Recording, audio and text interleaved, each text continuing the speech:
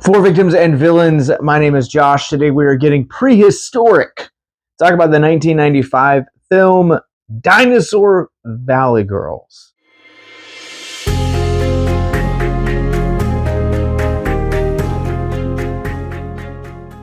We're going to be talking about the Blu-ray release from Visual Vengeance of Dinosaur Valley Girls. Now, much like with Furious, I talked about last week, I'll be breaking down my thoughts on this movie, but also the thoughts on how this handles as a piece of physical media. This does come with a slip cover, but the slip cover is a little bit too risky, and I'm not gonna show it on here and then have YouTube flag it. So the art is very good.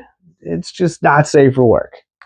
So this 1995 sci-fi film tells the story of a actor who really just kind of isn't happy with his life anymore and stumbles upon a talisman that basically allows him to go back to prehistoric times, where he finds his dream girl and a warring society.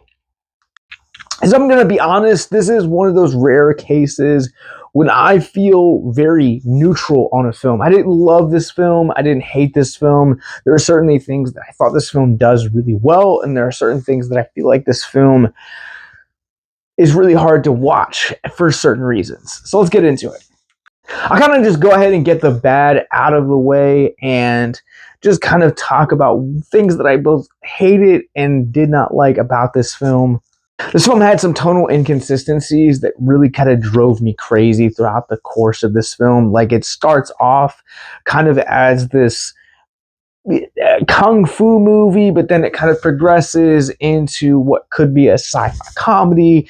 And I'll talk about that aspect here in just a second. But then also at the same time, it feels like this film was kind of trying to merge all of these genres together to really kind of come out on top as this action film. This film just kind of, if I had to describe it in a word, is just messy. This film feels very male-gazy, and I understand that there's an audience for that, but then there are also moments where this film feels like it's trying to be pro-feminist. And again, I feel like it just adds to the confusion of this film's tone.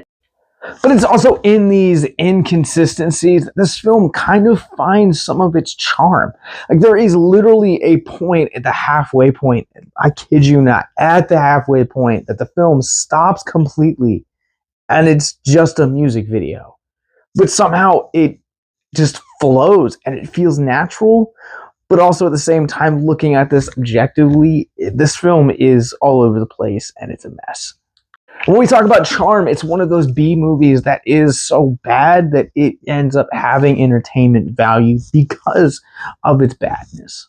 I really love the blending of the stop motion animation with the live action. In fact, I kind of miss that over the CGI, kind of the way we have it now. Not to say that I don't love modern days, but there's just something that has a certain charm and a certain flair to the mixing of stop motion and live action.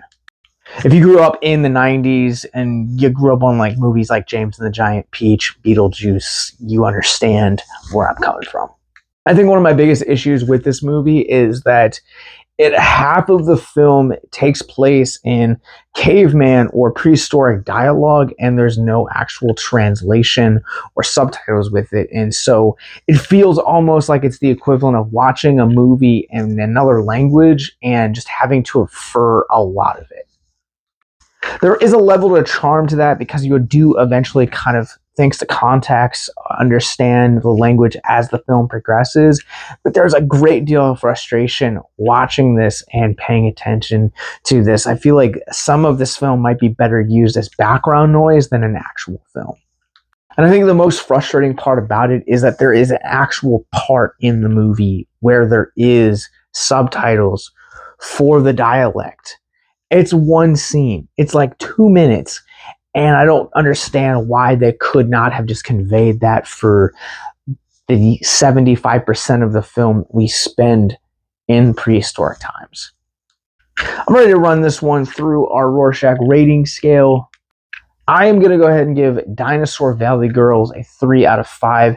I think there is some charm that is hidden here. This film does have a really satisfying ending. It's got great music, and it's a fun time overall.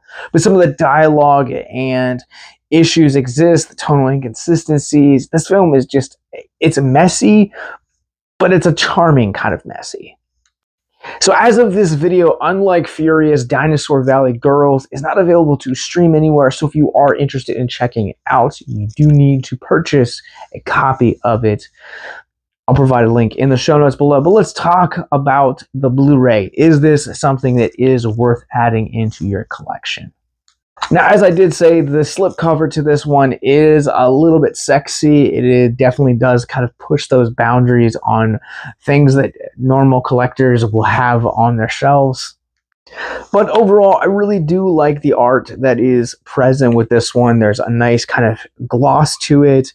There's a nice kind of almost 80s, 70s sci-fi comic feel to the art that's illustrated on here. And then you have the nice gold that is gold and silver as the logo. On the back, it has a nice splash. I do love the black and white and yellow mixture. It really does work for the visual effects on this.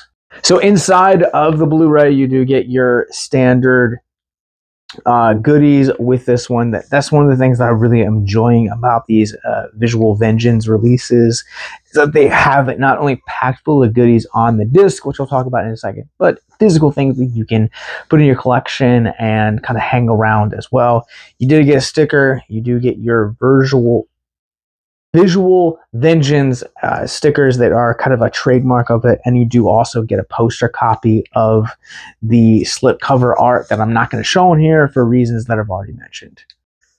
Now, this one is littered with special features, much like Furious, and like I said, Visual Vengeance is a up-and-coming boutique label that if you really love movies like this or Furious, to please give them a check out. They have an awesome library. I think at this point, they're only like 24 titles in, and they're just cooking right out the gate. And I'll be honest and say that I actually enjoy the actual release of this movie physically than I actually enjoy the movie itself. That tells you any kind of quality about how much special features you get on here. You do get a lot of special features on here, including 2 commentaries with writer-director Donald F. Glut, who not only does he give these commentaries, there's also a new one from 2 years ago, but there are also archival footage as well, interviews of him talking about this movie. Not to mention there's a few featurettes, plus also at the same time, there's also an alternative cut to this one. It's just PG-13.